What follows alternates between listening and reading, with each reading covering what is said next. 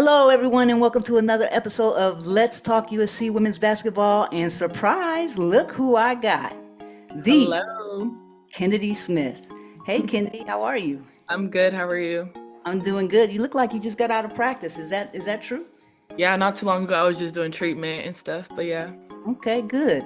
So I know you're from Chino Hills, California, correct? Yeah. I have one question for you because I'm from that area as well. But whenever I drive through Chino, it has that cow smell. You have to deal with that? Yes. When I lived there, like during elementary school, around like sixth, seventh grade, I used to always wake up, get out the house, and it was just straight smell like straight cows. Yeah. So I you never got get used to used it to though, it, right? but I don't think that's a good thing to get used to, but yeah. That's so funny. And you went to Etowanda High School, but before we get to that, who was the first person to put the basketball in your hand? I was with my brother just growing up in the gym. He played at a young age, so I was always just in the gym watching him. And then while he's practicing, I'm dribbling a ball, doing something on the sideline next to my mom. And then I ended up playing from there. I'm going to mention some high schools, and I just want to know if you played some of these high schools or if you're familiar with the same high schools that my son played for San Dimas. So, see, Corona Centennial? Yeah, Centennial High I School? played in my freshman year. Yeah. Bonita High School? I heard of them, but we haven't played them. Glendora? We had played them in like summer leagues and stuff. But in our league, we had like Rancho, Upland, Upland. Okay. Upland. Who else was in our league? Los Osos? Los Osos, Chino Yeah. Hill, and then us. Yeah. Who was the best? I know that you guys were the best, but besides you, out of those schools, who was your biggest competition? I I know would none of them were. I know, I but would probably say Los Osos. They always came yeah. like second to like us. So Okay. Awesome. Um, and you were raised by your mom, correct? yes. Okay. I was a single mother too, so I can relate. It's a hard job raising kids. Yeah. But what would you say is one of the most important things that you have learned from your mom and her strength to just keep it moving even when times are hard? Yeah, I would probably just say stay humble and level-headed just with everything. Be grateful and blessed for like everything that you have because things can come and go. That's something she always taught me. Just stay level-headed, do the good and bad, and pray on things, and things will end up turning out how they're supposed to. Now, would you rather go back and relive your best high school years, or you remember that time you walked into the team USC room when you Yeah, made your commitment? yeah. Which was the best? Walk me. Would you say that was your best feeling of that time period, or winning championships? I mean, I felt like winning championships was like a big thing because it was just like with the teammates that I built connections with. But that commitment video that I did where I surprised the team, that was like also a great feeling just to feel like another team, another place that I'm about to be and like become home. They felt so like grateful and happy to have me. I just felt the love and support with my decision. So it felt great. I couldn't stop smiling the whole day. And it was fun just getting the coaches' reactions too. They had no idea. I think they thought that I was leaning towards a different school and I ended up coming here. So yeah, it was just good to, get the reactions and stuff. Yeah, I think you surprised a lot of people. I mean, and I saw that video. I mean, I actually got teary-eyed because it just made me. I felt the love. You know what I mean? And I'm down for USC. So when I saw that, I was like, oh my God, because not only was it USC, but you were from like my neck of the woods. You're from Yeah. Etowanda, so it was like it just made it more meaningful. You know what I mean? So Yeah. that was awesome. When you're not playing or training, what's your happy place? I'm always in my bed. I can't lie. Just, having like my room, just my house be like somewhere I can feel like a safe place. I can eat my food, I can cry, I can do whatever I need to do without anybody, kind of invading that privacy. But I probably just in my bed. I mean, sleep there too, and that's what probably I'll say one of my hobbies. Hey, that's one of my hobbies too. I mean, I ain't gonna lie. I love Yeah. I'm an empty nester now, so it's like I don't have to get up. Yeah, I don't have to do anything, or I have to go to work. But Yeah. still, I mean, the bed sometimes it's just a nice place to be. So Indeed. I feel you 100%.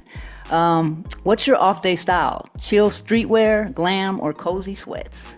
Cozy sweats for sure. I'm always having a pair of Uggs on, some sweats, baggy sweatshirt, anything of that nature. But every blue moon, I might put a little some on. But yeah, I'm more of a cozy sweats type of girl. Yeah, hoodies. Do you like hoodies? Yes, hoodies, sweats, Uggs, cozy socks. Yeah, all of that. Now, I think honestly that they just need to come out and sponsor you, because the whole Uggs thing, you know what I'm saying? We gotta somehow find a way for Uggs to understand how important their brand is to you. Yeah. And I want you to talk about, if Uggs is listening, if they were listening, how that all came about, and what your interest in Uggs came from, and why are they such a comfortable shoe for you? I think just like growing up, I mean, they were in style. I always used to wear the Tasman Uggs, and then eventually, like, I just felt like that was just like the comfort shoe that I always wore, like very fuzzy, cozy. I felt like good in them. And it's just like a relaxed shoe. Like I feel like it's like a break from wearing basketball shoes and sneakers and stuff like that. So just wearing Uggs. And now I feel like I'm addicted. I have like so many different pairs, so many different styles. They're bringing in a whole bunch of different colors now. So just like the versatility that they have with that, I think they have the shoes, they have the slippers, they have the slip-ons, blanket, like everything. I feel like it's just a very cozy, comfortable brand that I appreciate and I like. Wait, they have a blanket? Yeah, they have like fuzzy blankets, socks. They have a whole bunch. They even have like sweatshirts and stuff too. I don't have a sweatshirt, but yeah, I've seen that. Blanket? I do have a blanket, yeah. Oh my God. Very cozy, very, very, very. What colors do you have of the Uggs? I don't know the exact names. I have like the light tan color, the regular tan color. I have black, gray. And then I have like different styles within those same colors. So. Oh my gosh! What if they did come out with a tennis shoe? I mean, would you wear it? I mean, because they have one. I have it. You have. Wait. Is this how you do it? Yes. How you do it? Okay. All right. Let's talk about some of your personal goals for this season, on and off the court. Okay. On the court, I would say being more consistent. I feel like this year my role is going to be definitely bigger. So being consistent leader, being consistent on defense, and being consistent on offense is something that I'm, holding myself accountable to. I'm also very hard on myself. So that I feel like with those goals that I have, integrating that into this season is going to be something that I think I'm capable of. Off the court, just being humble and remaining, having good mental health throughout the whole season. Yeah. What are some of the challenges, if you don't mind talking about this, what are some of the challenges that you've faced since you've come to college, and how have you overcome them? Yeah, I would say just the mental aspect. I mean, like college is obviously a different transition from high school. So adjusting to, the schedule, going from practice to class, practice in the morning, and then class, and then study hall, then tutoring. It's just a lot on your plate, and then also trying to maintain good grades. So it's just a lot in that aspect, as well as on the court, trying to perform in a way that that you can perform. So honestly, just staying like mental health aspect is something that I'm really big on too. Talking to people, my coaches, confiding in them, letting them know my struggles. On and off the court, so they have like a sense of, some days I'm gonna come in and some days I'm not feeling like, practicing, but I still have to like put on that poker face and get through the day. So probably I would say mental health is something that is an adjustment, and something that how I overcome it is just like confiding in my teammates, confiding in myself and coaches around me.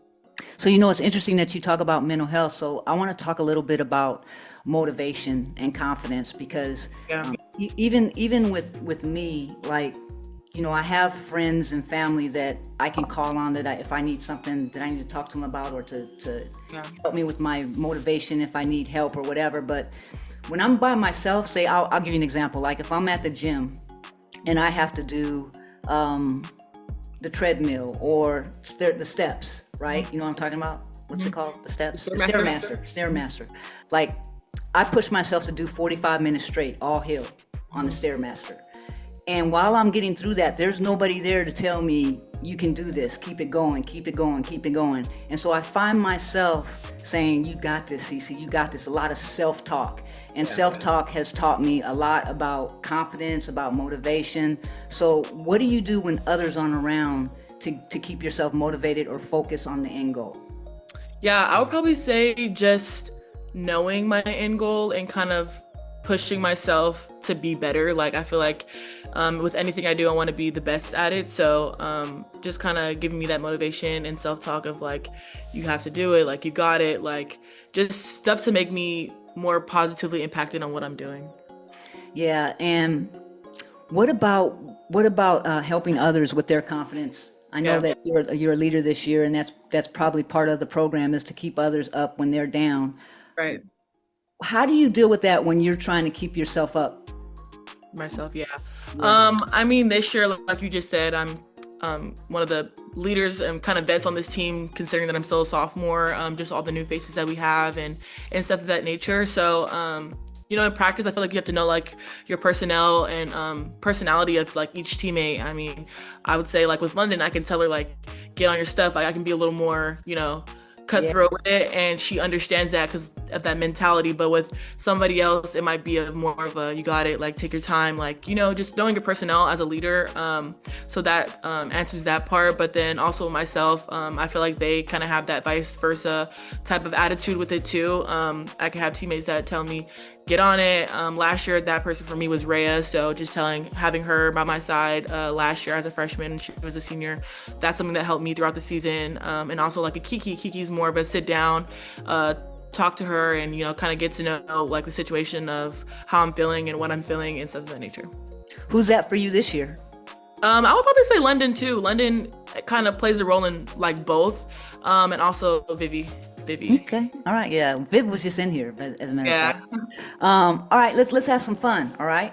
Yes. Flag football is becoming really popular right now. If you weren't such a great basketball star, do you think that you could play flag football? I feel like I could. I mean, I feel like I could be a DB or a wide receiver. I feel like I can be in What?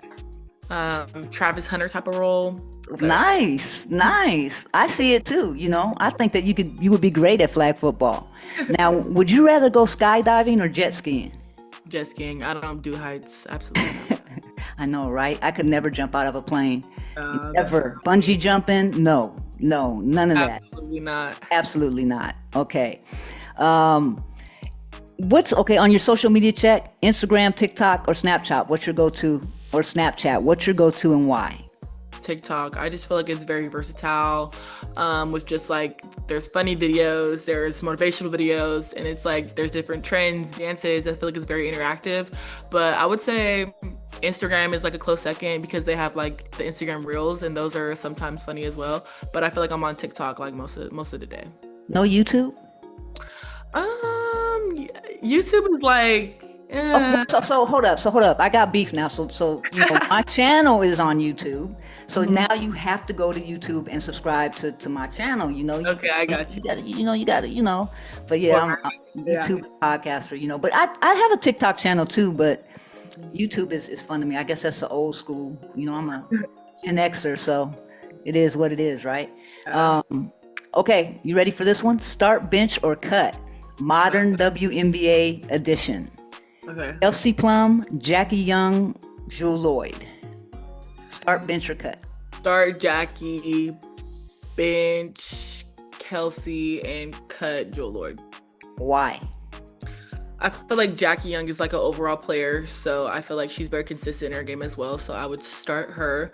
I feel like Kelsey Plum is very PG first, so she can pass the rock and also get to the bucket. And then Joe Lloyd is also a great player, but I just felt like Kelsey Plum had a little bit of a one up to where she. Okay. All right. Here we go with the USC Legends edition. Okay. You better get this one right. Lisa Leslie, Cynthia Cooper, or Tina Thompson? Start, bench, cut. I would say start Lisa Leslie. You said Cynthia Cooper and who? Tina Thompson. I would bench Tina Thompson and cut Cynthia Cooper. Okay. Why? Lisa Leslie, I'm personally, I haven't really watched a ton of them at all, but I feel like Lisa Leslie, from what I've seen, is an overall player as well, something I kind of like resemble in her game. So I would start her Bench Tina Thompson because I've had conversations and stuff with her before, so I kind of have that connection to where I shouldn't put her on the bench. And then like that, Cynthia Cooper. Okay. Um, what would you tell your younger self today, right now, if you had the opportunity? I would say be comfortable with being uncomfortable. Like some situations are not gonna feel like you can do it, but if you're, in that position, just make the best out of it. Try new things because that's how you learn from things as well. So, Okay. When people talk about Kennedy Smith 5 years from now, what do you hope they say? I hope they say that I'm a competitor, I'm a dog, I'm everything above from what I just said. Yeah. Okay. And how do you want young girls who watch you to feel when they see you play? I want them to feel like they can accomplish anything. I mean, I want them to feel like they can, come on the court and have the confidence to get a stop or get a bucket, and just be, feeling good within their skin and playing basketball. Okay. Finish this sentence. When I step on the court, I want people to feel. When I step on the court, I want people to feel inspired. Nice. That's awesome. Yeah. I would have never thought of that. That's awesome.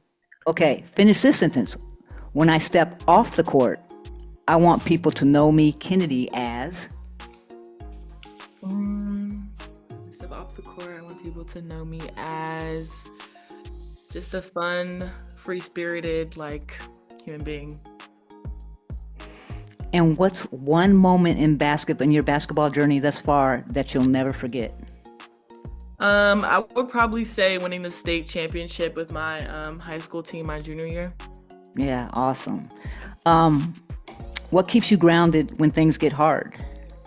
Probably like my mom. I talk to her a lot about things, so just her keeping me composed and her, confiding in me and giving me advice through thick and thin is something that I appreciate. So that's something that probably keeps me grounded. Yeah, that's all I got. I appreciate you. I appreciate you coming on. Thank you. I hope you have fun. I hope you were comfortable. And I hope we do it again sometime. And look, I'm going to see you in a couple weeks. Yeah, 2 weeks, November 4th, be there. You excited? Yeah, I am. I'm very excited just to, be back in Galen. I'm sure the atmosphere is going to be even crazier. So, yeah, I'm excited. Is there anything you want the fans to know how this USC team is coming this year? Don't doubt us because we're dogs and we want to win. So Facts. yep. And on that note, fight on. Fight on.